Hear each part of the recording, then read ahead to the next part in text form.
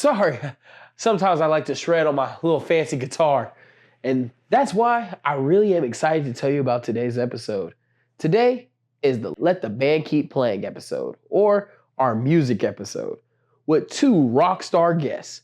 First is Mitch Gilliam from the band Blind Oath here in Tulsa, Oklahoma. And second is local R&B singer Omaley B.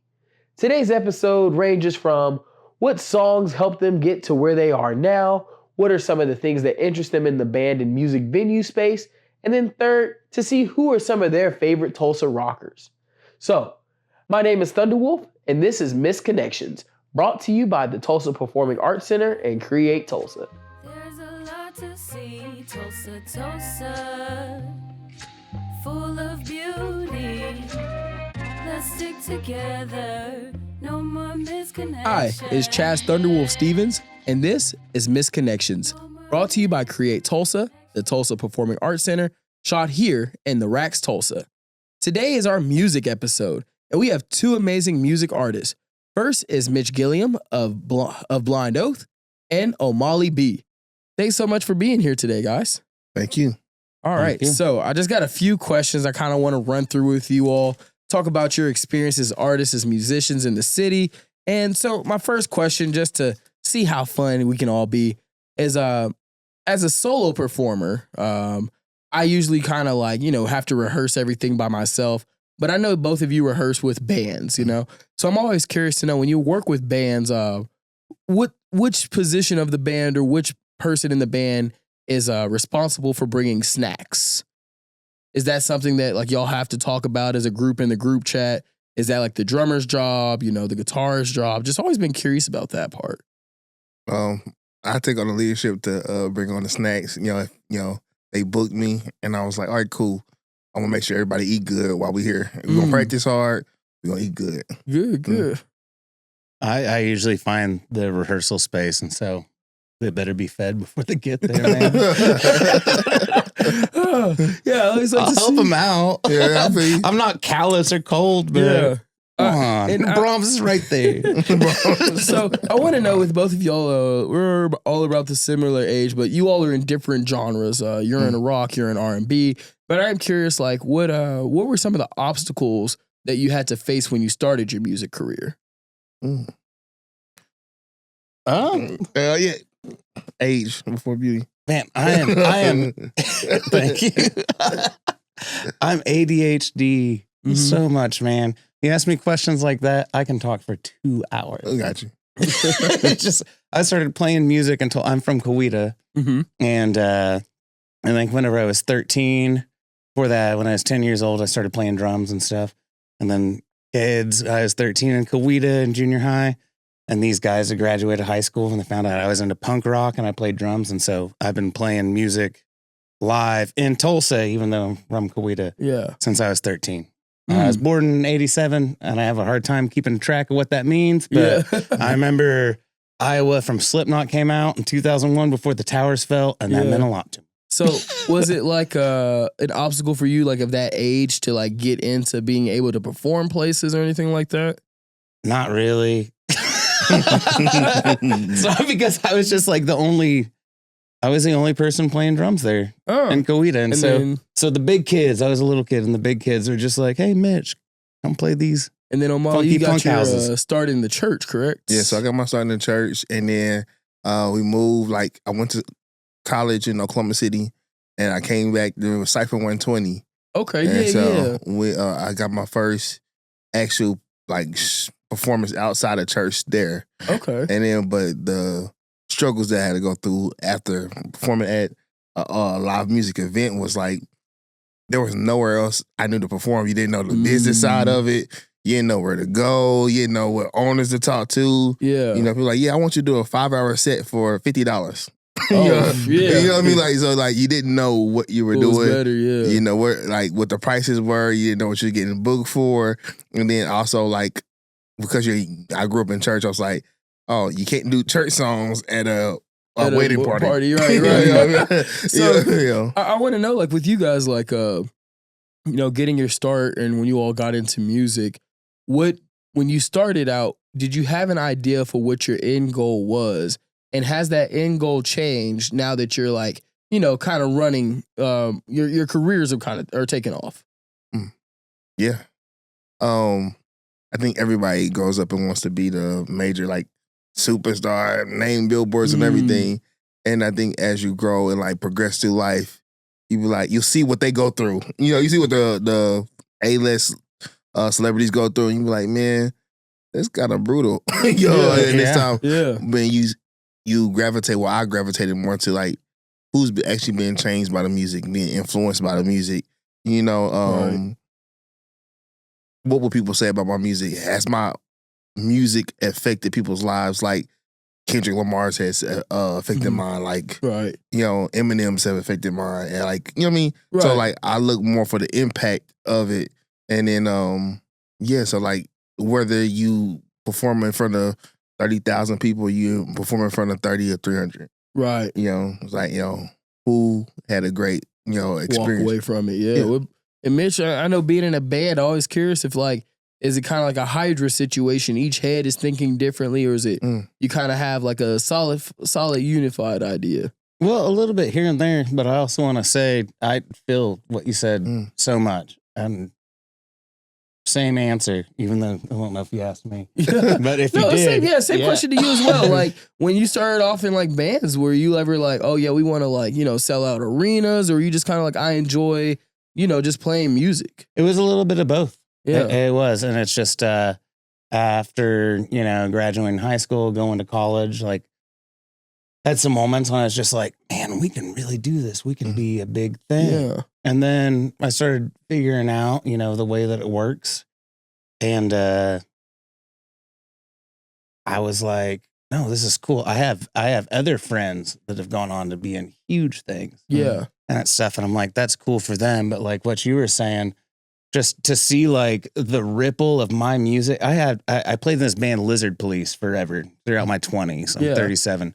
And the drummer, Nick Flores, he owns Whittier Bar. Okay. Yeah. And so Nick, we played in Lizard Police forever, and Natty Watson that does Cult Love tapes. Yeah, we know Natty, Yeah, Natty rules. And Natty was telling me just a couple months ago that he's like on this Russian emo Discord server, and he's just like, your Lizard Police record is huge in this one block of Russia online. And I'm like, that's so sick. Yeah. And so it was way back that I was just like, no, we're not gonna. And then here it is. So it's cool. It's just like knowing the ripple, to me, that's what rules. Yeah. So I want to know, like, you all have done a bunch of performances, and we'll get more into y'all's performances later, but I do want to know, like, what's an outfit y'all have worn on stage that you're like, oh, this is like, I got it on. Yeah. I got 3 of them. So Juneteenth on 2021, the centennial of the 1921 race, right? I wore my song's called Kerosene, with Steph Simon, and featuring Steph Simon. So it's on my album Unsung 1921. I was like, so the song's on My City's on Fire. So I came out in a fireman outfit. Oh, and, you know what I mean? So like, it was lit, you know what I mean? So from the time we hit, to the time we got off stage, everybody was electrified. I was like, the most people that was there at a Juneteenth was like, it was like 13 years. I was there at that one. That was a huge Juneteenth. I was like, is this right after like the debut of Fire in Little Africa? It was. That time. Yeah, it was at that time. Yeah. That big outdoor concert. Yeah, I know the song. So I was on 2 record labels. So I was with Fire Little Africa, and I was also with I think Isotopia Records with Black what's it called? 1921 Music Project. Okay, yeah. Okay. So that was my favorite outfit. Okay. And then Mitch, you got one? I dressed like Fred Durst once. Okay. For me, it's like, I would say the outfit I wore for my special, it's I wore like black jeans, my boots, and then I got like an old retro Wrangler shirt with like the horses running across. And I think I've only worn this shirt maybe 3 times my whole life, because that's just kind of how special that outfit is. And sometimes I don't think people realize when artists perform, those outfits, like, it's like Mike in the red jacket, or, or James Brown in the cape, the glove, Prince in the ruffles. Like, I think people don't ever like put that 2 and 2 together. as Kendrick and the artists, yeah. Flares. Yeah, Kendrick and the Flares. So I want to know, like, as far as like the stages y'all have performed on, right? I am curious to know what's a venue that like just has a place in your heart, like you could always perform there and be happy that you're performing there. For me, it's the Spotlight Theater. That's like my favorite place to perform. That's cool. Yeah, y'all. I mean, for me now, Whittier, Nick Flores owns Whittier, and I listen to all kinds of music.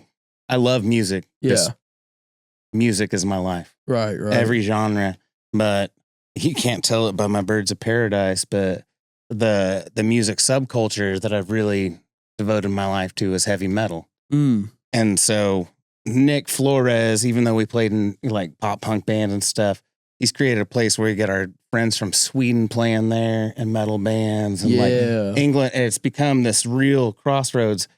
But for all genres of music, Nick Flores has done something so great at Whittier. I love playing there. Right. Whenever Lizard Police, way back in the day, got asked to play Canes, they opened for Bad Religion. Oh, yeah. And that was a big deal. They were like, dope. yeah. And so Yeah, Whittier, that's a good that spot. was sick. Canes. And then we played Canes after that. But that's dope. it's just, Whittier feels like home. Canes is kind of scary. It's a big stage. Okay. Dang. I actually, like, does it have to be by state or just by? No, wherever you want to. Yeah. All right, cool. The first place I love performing, Tulsa's music scene has changed so much. Yeah. So, like, my favorite places to perform have kind of, like, gone. Like, okay. We could do RIPs. all right. Yeah. Yeah, we could do RIPs. Okay. The Vanguard sound system is absolutely amazing. Yeah. Oh, the Vanguard is a good spot. It's amazing. I love how their sound system sounds. And then they have the green room in the back, but it's just, I play the saxophone, so like making sure that the levels are right on the saxophone and the vocal mic, but the band is so powerful on stage. So the Vanguard is one. In Kansas City, there's a place called the Juke House on 18th and Vine Street. Okay. It is a I want to say a hole in the wall, but it's a good feel. Like you on stage, you feel it. It's like they got your attention. Like we love you. We want to love you. Give us something good. I like that. Yeah, and feel free if there's like any places outside of like, we're a Tulsa-based podcast, but we do understand that artists, we want to see artists go out and spread their information, spread their like love across the country. Like, we want to see you all elevate, but it is funny you bring up you being a saxophonist because this was going to be my question. I know you play drums. I was in the 6th grade orchestra. I played the violin for a good 2 semesters. I was nice. I was back chair, but I was still hurt. But I am curious to know, as far as like musicians in Tulsa, I think we pay attention to our singers, our rappers, but as far as like any pure, are there any pure like instrumentalists that, or I guess who play instruments that you're like, wow, that's somebody you need to go see? You talking about lead or just playing just in general? In general, yeah. Like the guitar player for Brand J's band, bad man. Yeah. I hate I don't remember names very well. No, I will tell you because I heard him play first, and he was at this place called DW's in 2022. Okay, where he was playing the acoustic guitar, and so he was playing at a church event. I was like, "Hey, bro, will you play with me?" Yeah, so you play lead guitar. His name Caleb Mendoza. Okay, Caleb Mendoza. Yeah, and I was like, "Hey, bro, you play with me on stage at Juneteenth?" He was like, "Yeah." And then everybody started picking him up, bro. Look. So I found him first, and brought him in on that way. Yeah. But Caleb Mendoza, he's a bad player. Yeah. But Jordan Hill, okay, on the bass is sick. From Knipple? Yeah. Yeah. See how look at that. Never met each other, know everyone. Love Jordan that. is bad, man. Yeah. Bobby Moffett.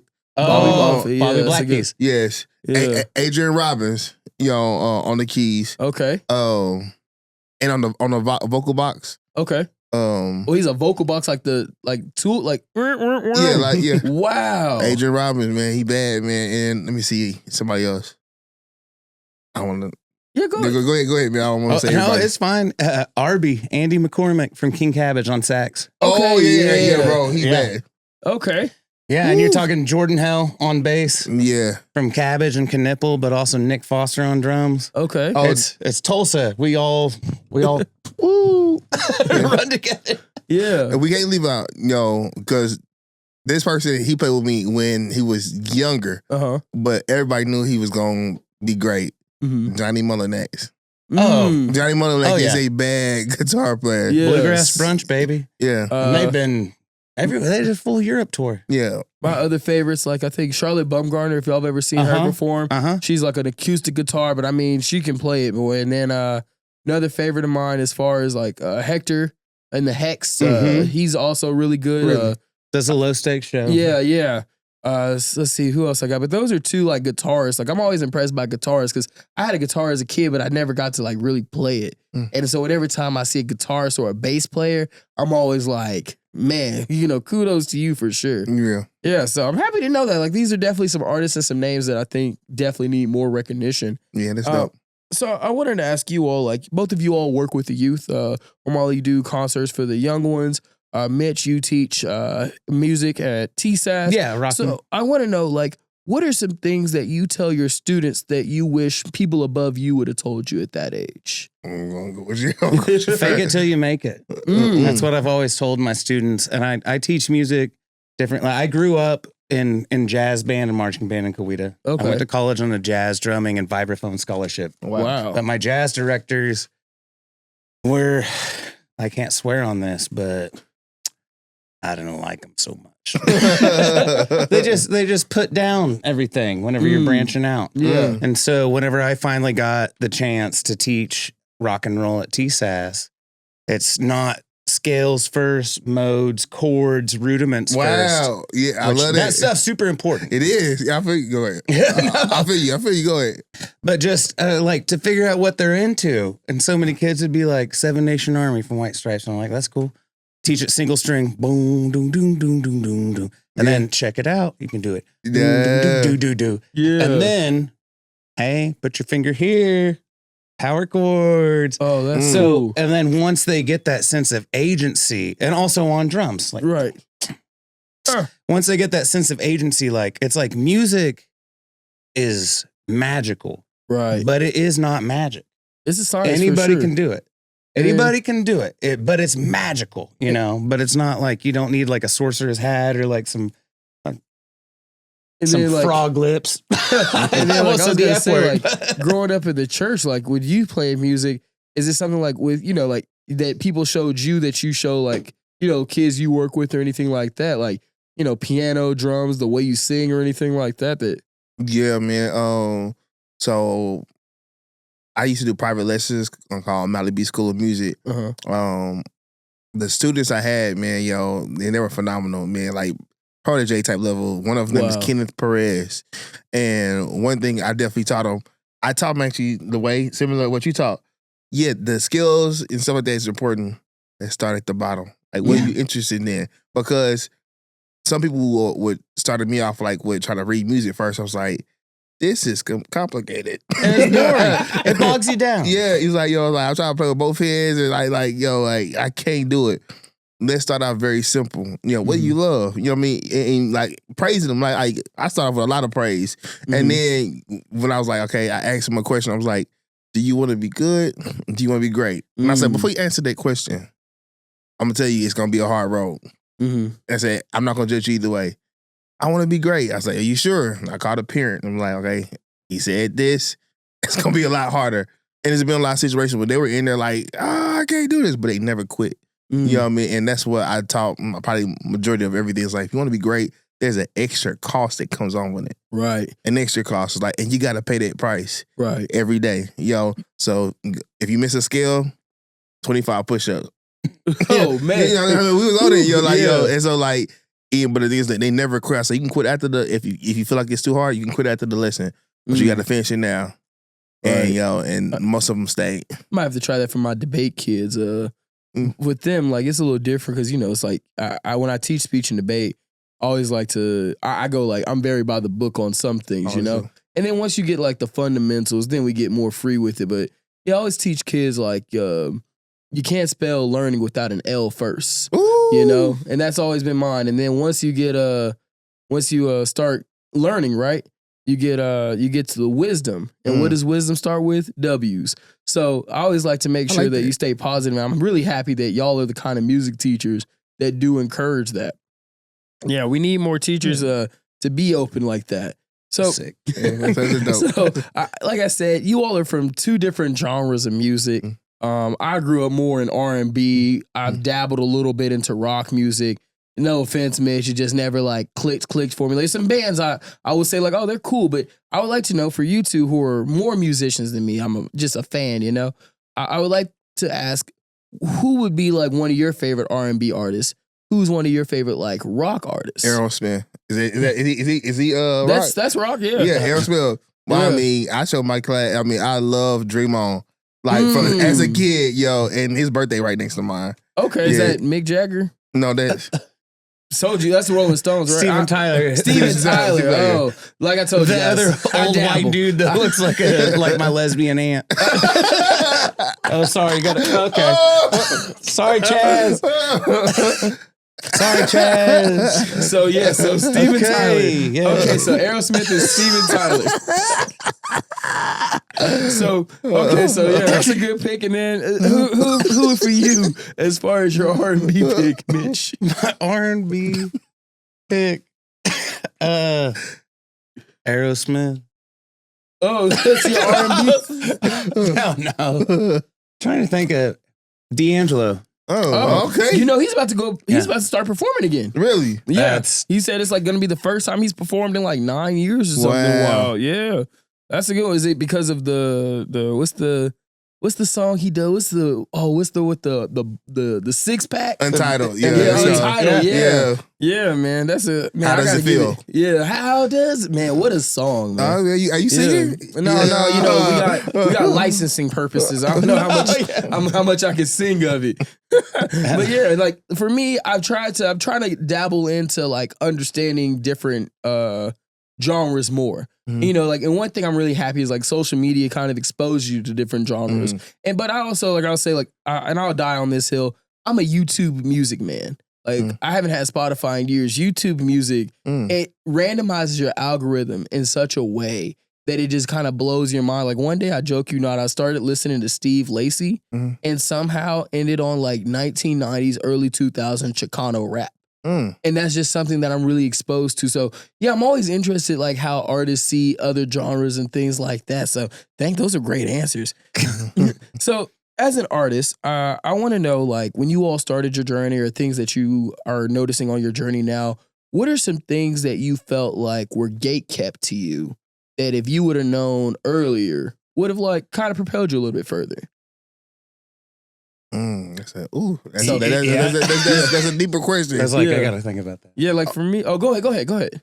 No. I was going to say, for me, like, comedy, for example, is definitely one of those things where, like, you have to know somebody to know someone kind of thing. And sometimes, like, certain comedians will be like, oh, figure it out yourself kind of thing. You just can't tell me now? Like, you know? So little things like that. And I appreciate that because it does make me go, all right, I'll get it for myself and then I'll be proud of me getting it. And I don't know if that's their intention of making me do that, but I am always curious to other artists in different fields if you've ever felt like something was gatekept to you that you're like, why doesn't everyone get this information? Well, if you're a touring band, something I found out the hard way, never pull a trailer on the East Coast. Really? Okay. For real. Trying to back it up. Going to DC, pulling a trailer in Lizard Police. Yeah. Our band almost broke up in a fist fight. Oh, wow. It's like the whole place it's built on old like It's a swamp. horse-drawn carriage Yeah. things, and it just feels like Hot Wheels Sonic the Hedgehog around everywhere. You can't you can't stop to get gas. You're running out of fumes. Picking up your buddy on Washington Monument on the National Mall. So Don't pull a trailer. Don't pull a trailer in the That's East what Coast. that's what I tell all of my students. I say, fake it till you make it. I'm just like, you think you can't play guitar, you're gonna go on stage, you look great. If you hit a sour note, just smile. Right. Fake it till you make it. Because if they let me teach you music, you can grow up and be the president. Yeah. That's the first thing. Also, don't pull a trailer on the East Coast. Omaley, how about you?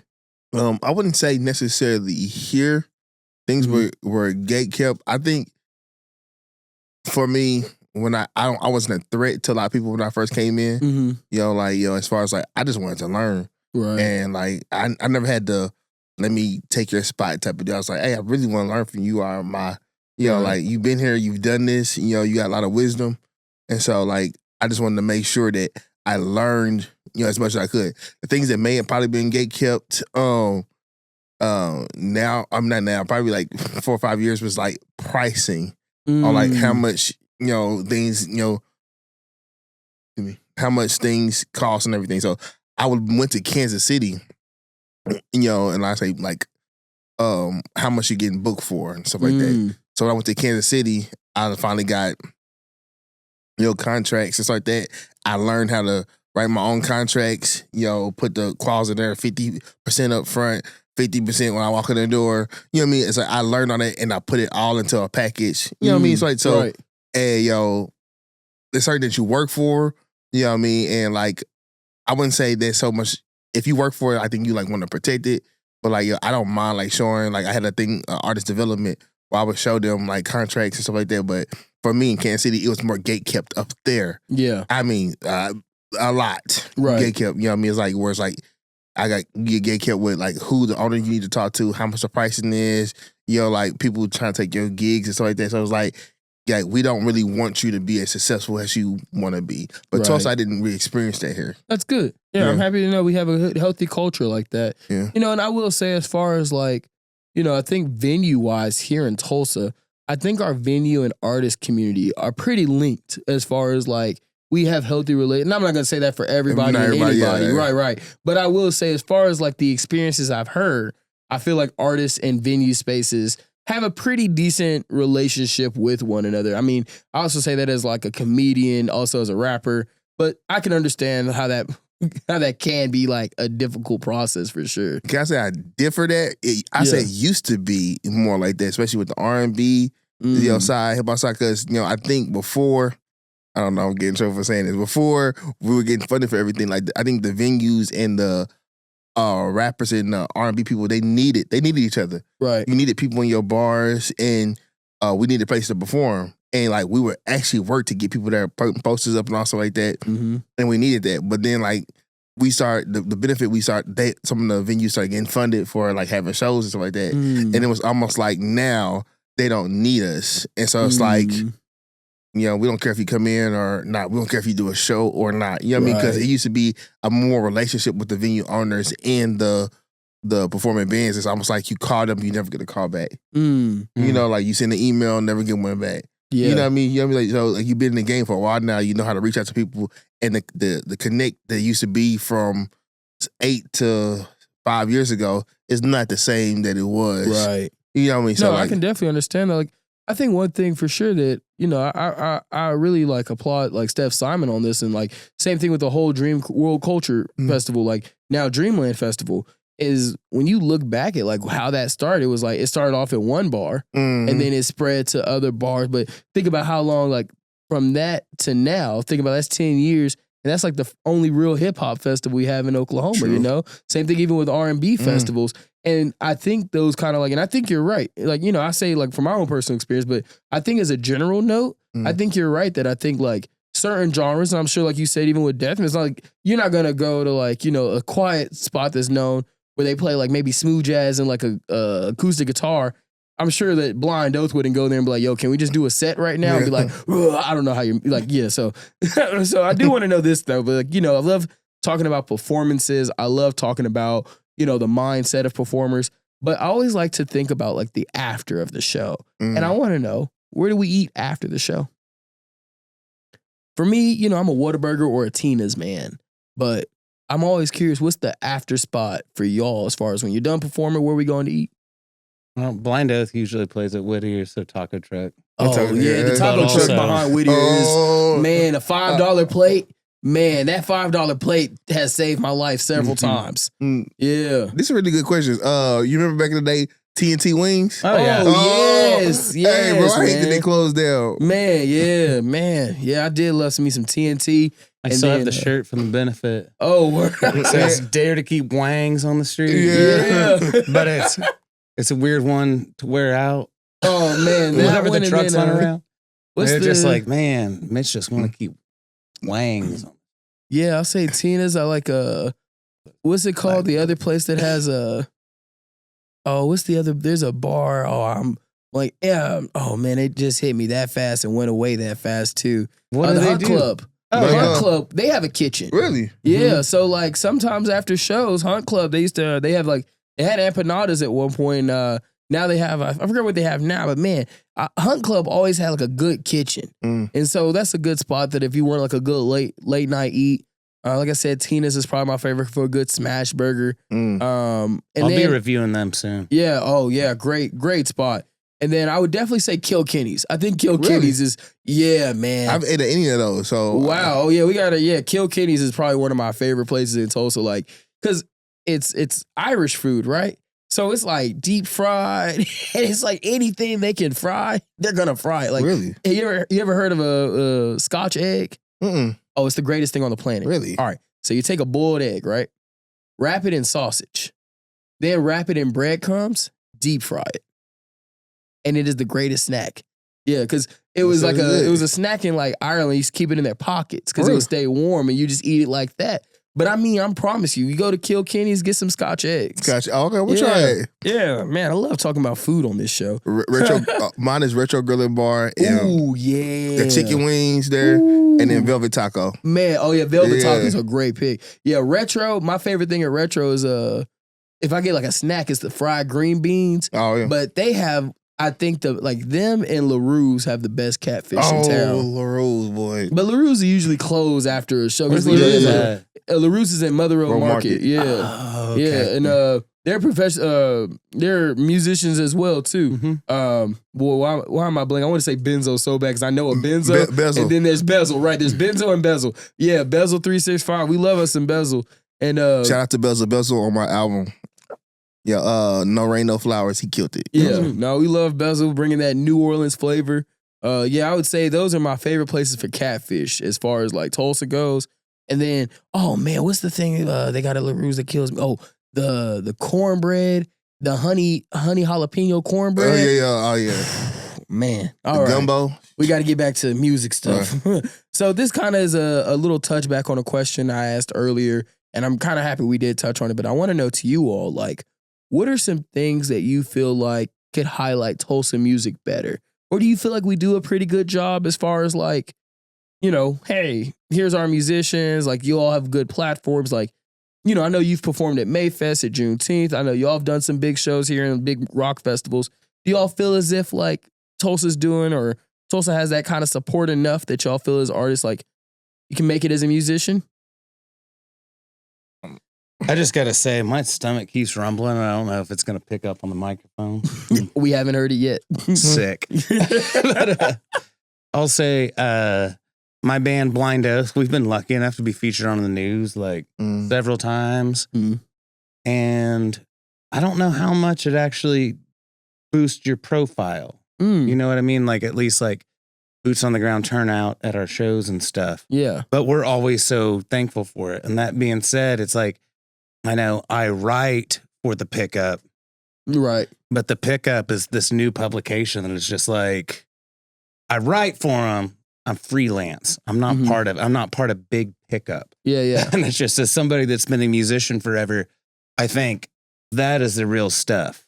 Mm, Like we've okay. needed an alt weekly like this. It's not in Right. print, but really picking up on the culture and pumping it out to other people. And I think this like actual part of underground musical culture, comedy, food, Tulsa culture, I feel blessed and excited. I think they're really, that's where the stuff's going to go because Yeah. I think that's something that'll like pump everything up. You know, like we've been on, Blind Oath has been on, you know, like news morning show several times and we're always thankful. I was gonna say Jacob was just on. Yeah. Your band member Jacob Fuller Yeah. was just on the other day. I saw. Yeah, Exactly. And he went on one and they called him Mitch Gilliam instead of Jacob Fuller. And he just pretended to be me the entire time. I had to be at work at 7 a.m. and I'm watching it on the news and they're just like, you could see it. And they're like, so Mitch Gilliam from Blind Oath. And he goes, So I do have a take on that. I have two Yeah, takes on yeah. it. I'd love to hear it. So the first take on it is that Tulsa when you lived anywhere else, you will realize Tulsa has a #1 special music scene and city scene, unlike no other place, because I lived in Oklahoma City and I used to see artists throw shows all the time and nobody would show up. No family, no friends. Wow. People spent $3,000 on a show and I was in that mug. It was about 3 of us in there. And I've seen a lot of broken dreams. It's not funny, but in Oklahoma City, I'm dead serious. When people threw shows up there, I was like, oh my God, y'all are horrible of supporting your own artists, family and friends. Nobody showed up. And these people were good. Yeah. Kansas City, the people will show up, like for me, if you're outsiders, they'll show up for you. But like the competition is so high out there and so hard out there, they're literally fight for breadcrumbs. Wow. So like, $400 gigs, like for a full band. Like, what? $500, like it was just like y'all fighting for breadcrumbs. Now we have Tulsa here. It's like where, like, when they start giving out the grants for the recording, TF Mac was doing that. Right. While like they was going Tulsa on tour. Also they have, what do you call that? Tulsa on tour.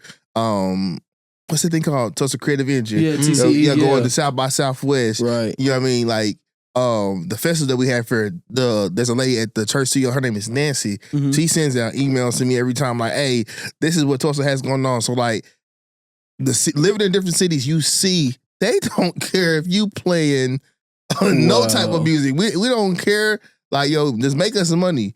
Yeah. Tulsa is not like that. I think because around the 2010s and 2014, 15, they saw something within the Tulsa artists that was shaping the community. Like, you cannot say that the artist, whether you are a comedian, whether you are a poet, whether you're a singer, whether you're a dancer, whether you're hip hop, that it started shifting the people because we were performing on street corners. We didn't care if y'all didn't give us a venue. We was performing on street corners. Right. You know what I mean? So like that shapes the downtown city. But if I say that anything could do better, I would like to see, like more politicians or people who like you think be like not stuck up, right, like, but like Rudy Toot, you know what I mean? Like, but like more reserved, more reserved. I would like to see them at the shows, like just more politicians or something like that. Like, let your hair down, like come enjoy. Right. You know what I mean? So it don't always have to be business. Like, remember what it is when you had a dream, right? Like when you wanted people to feel where you coming from the grassroots.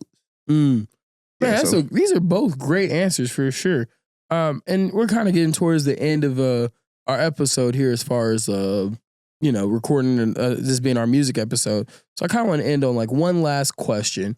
It's a fun question, serious question, however you want to take it. But I like to know, what's an album that you would recommend to our guest that would say like it's something that reflects, and it can be your own album as well, because I know you all make very more reflective music. But I'd like to know, what's an album that you think would be something, and it could be local, national, however. What's an album that you think like our guest should listen to? It can be an EP, however.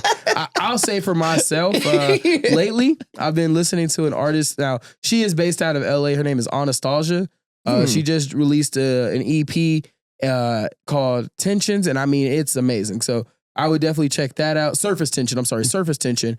3 songs, amazing voice, awesome vocalist. So yeah, and I mean, visuals for her music videos are amazing. So if anyone, that would be my recommendation as far as like to try something out. So. Gotcha, just to try something out. Yeah, like it can be something you love, but maybe people haven't heard about or anything like that. Gotcha. Yeah, sorry, I was cackled like a madman because I'm like, that's so impossible to answer. I don't know, it's like something reflective of me, something. Yeah, no, I asked the tough questions here. Yeah. Something new that has really captivated me, and it is local. I don't even know if it's released yet, but he gave me a Bandcamp code, but Earl Hazard, Mr. Burns. Yeah, Mr. Burns. Okay, yeah, Mr. Burns. His new album is really, forget about it. It's so good. I haven't heard it. Man. It's unreal. Is this the one with him? He gave me a Bandcamp code. I don't know if it's released yet. Is this the him and the No Name tape? Maybe. Yeah. Burns is cryptic. Earl Hazard. Yeah, he's cryptic. Yeah, Burns is cryptic. He just releases this, and it's just like one of my favorite Tulsa hip hop records in forever. And I'm like, this is so sick. And he's just like, yeah, I got like 4 other things coming out. And I love we love Burns. Yeah. Love Burns. But so I'll figure it out. I'll figure it out and I'll send it to you. Okay. Burns, can people hear it? Is it just me listening And to then, it? Omaley, who would be your pick? Man, I'm being straight honest with you. Like, I think about certain things, and I'm gonna go ahead and just plug myself. What camera do I look at? This one, yo, this one right here, yo. Like, this is my album called Live More, Livemore, and spell Omaleyb on all streaming platforms. I think if you are have a dream in life, if you have a goal in life, or if you haven't been living to your fullest, whether it's life done, I can't say what I'm gonna say. Life doesn't beat you up, this is the album that I would suggest you listen to. You know what I mean? Because he's like, if you can make it past a minute and 30 seconds on the album, I don't think you'll turn it off. So it's 50 perfect. minutes, but make it to the first a minute 30 seconds, and then you in there. Perfect. Well, guys, thank you all so much again. Mitch Gilliam of Blind Oath, Omaley B. Thank you all so much for being here. Again, my name is Chaz Thunderwolf Stevens. This has been Misconnections for Create Tulsa and the Tulsa Performing Arts Center, filmed here at the Racks. And thanks for joining us today.